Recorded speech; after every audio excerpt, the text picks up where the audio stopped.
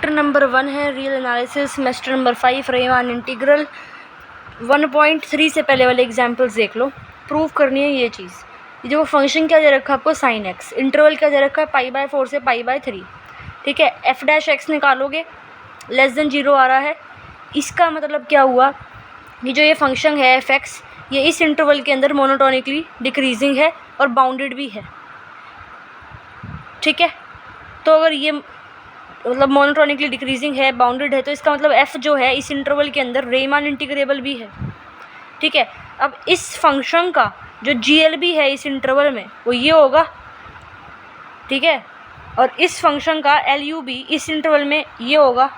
जब फंक्शन के अंदर आप π/3 पुट कर रहे हो तो जीएल भी आ रहा है, π/4 पुट कर रहे हो तो एलयू भी आ रहा है। ऐसे ही आता है, हमने 1.1 से पहले ये करा था, ठीक है। अब इस फंक्शन की जो एस्टिमेटेड वैल्यू है वो इस फॉर्मूले से मिलती है हमें। ए कैपिटल एम क्या है, एलयू भी जो हमने यहाँ से निकाला है। बी माइनस ए क्या है, लेंथ ऑफ इंटरवल, तो π/3 माइनस π/4। स्मॉल एम क्या है, जीएल भी। तो ये हमने क्यों निकाला समझ में आया, क्योंकि फंक्शन की वैल्यू एस्टिमेटेड वैल्यू इससे आएगी। ये हमें प्रूफ करना था, ख़त्म। सेकंड में भी सेम करेंगे हम। अब देखो ये फंक्शन है आपका, ये सिंपल सी बात है, 0 से 1 वाले इंटरवल में इंक्रीजिंग फंक्शन होगा, ठीक है। जब x 0 से 1 लाई करता है, अब e की पावर x स्क्वायर, e की पावर 0, e की पावर 1 ले लो पहले, मतलब पहले इसका स्क्वायर कर दो तो क्या आ जाएगा x स्क्वायर, 0 का स्क्वायर 0, 1 का स्क्वायर 1, फिर e की पावर में लगा दो सबको, तो e जो ये फंक्शन है वो इसके बीच में लाई कर रहा है, ठीक है। फिर क्या लगो, इसका इंटीग्रेशन ले लो, ठीक है। इंटीग्रेशन ले लो, इंटीग्रेशन करोगे तो ये जो चीज़ चाहिए थी ये आ गई आपकी आंसर रिजल्ट। थ्योरम देखो, theorems on continuity and differentiability of integrable functions. अगर एक फंक्शन एफ है वो इस इंटरवल में इंटीग्रेबल है, ठीक है। एफ एक्स की वैल्यू ये है जहाँ पे एक्स लाई करता है ए और बी के बीच में, तो इस एफ को बेसिकली क्या दिखाना है हमें, कॉन्टिन्यूस दिखाना है इस इंटरवल में।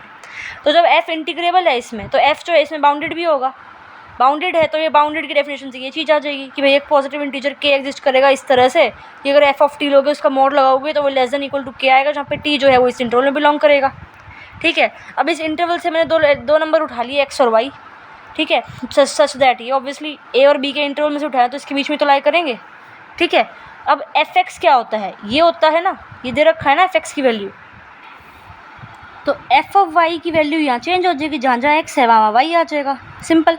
अब F of Y minus F of X कर दो और मोड ले लो, तो ये सिंपल इनकी वैल्यूज़ तो पुट करी है हमने, ठीक है। इनको ऐसे इंटरचेंज करोगे, मतलब माइनस को प्लस में चेंज करोगे तो ये चेंज हो जाएगी लिमिट, सिंपल है। और ए पे ब्रेक कर रही है तो ये एक्स टू वाई, इस चीज़ को मैं से लिख सकते हैं ना, तो बेसिक इंटीग्रेशन ये कॉन्सेप्ट है। ध्यान से देखोगे तो ये मोड किस पे है, पूरे पे है, राइट। और ये this is equal to this, ये मोड पूरे पे है। तो जब ये मोड सेपरेट करोगे तो वो लेस देन इक्वल टू वो आ जाएगा, ठीक है। लेस देन इक्वल टू हो गया, मोड सेपरेट होगा इस तरह से, ठीक है। और ये किससे लेस देन इक्वल टू है, के से, क्योंकि बाउंडेड दे रखा है आपने, ये रहा, ठीक है। इसमें समझ में आया। और इस चीज़ की वैल्यू ये हो गई, ये लेस देन एप्सिलन है, लेस देन एप्सिलन होगा, ठीक है। वाई माइनस के मान लिया लेस देन एप्सिलन बाई के, तो ये बेसिकली हमें के हटाना था ना, तो इसलिए इस चीज़ को हमने क्या मान लिया, एप्सिलन बाई के। तो यहाँ जब एप्सिलन बाई के पुट करोगे तो कट जाएगा, तो एप्सिलन आ जाएगा। और ये चीज़ अगर लेस देन एप्सिलन हो गई, जहाँ पे ये चीज़ है, ये चीज़ क्या दिखाएगा हमें कि जो ये फंक्शन एफ है ना, ये इस इंटरवल में कॉन्टीन्यूस है, ठीक है, यूनिफॉर्मली कॉन्टीन्यूस है इसमें, तो hence F is continuous on this, खत्म। यही तो हमें प्रूफ करना था, सिंपल है। नेक्स्ट देखो ये थ्योरम क्या है इसमें कि भाई एक फंक्शन एफ है वो इस इंटरवल में इसमें कॉन्टीन्यूस है, एफ एक्स की वैल्यू इधर रखी है, एफ डिफरेंशिएबल दिखाना है इस पर, एफ का डिफरेंशिएशन एफ दिखाना है, ठीक है। ये एफ एफ समझ में आ रहा है ना, small F and capital F, मतलब पता है ना इन दोनों का। कभी मैं एफ एफ बोल रही हूँ आप कंफ्यूज हो रहे हो, ठीक है। अब देखो अगर मैं इस इंटरवल का एक पॉइंट ले लूँ x not, F of x not निकालूँ, एक्स की जगह एक्स नॉट आएगा, एक्स की जगह एक्स नॉट आ गया, F of x not plus H, तो एक्स की जगह एक्स नॉट प्लस एच आ जाएगा। इसको इसमें से माइनस कर दूँ, सिंपल बात लिखी है, माइनस को इसमें चेंज करा है, साइन चेंज करा है, तो ये चेंज हो गई आपकी यहाँ पे ये लिमिट। और ये ए पे ब्रेक हो रही है तो ये इसको इस तरह से लिख सकते हैं, ठीक है। अब इसको यूज़ करेंगे हम, फॉर्मूला है बेसिकली कि भाई F D X A to B F of C B minus A comma, जहाँ पे सी बिलोंग करता है इसके अंदर, ठीक है। तो सिमिलरली ये जो ये माइनस करा है हमने, इसको हमने क्या लिख दिया, ये चीज़ लिख दी, लिमिट लगा दी दोनों साइड, तो ये चीज़ आ गई, यही हमें शो करना था भाई, ठीक है।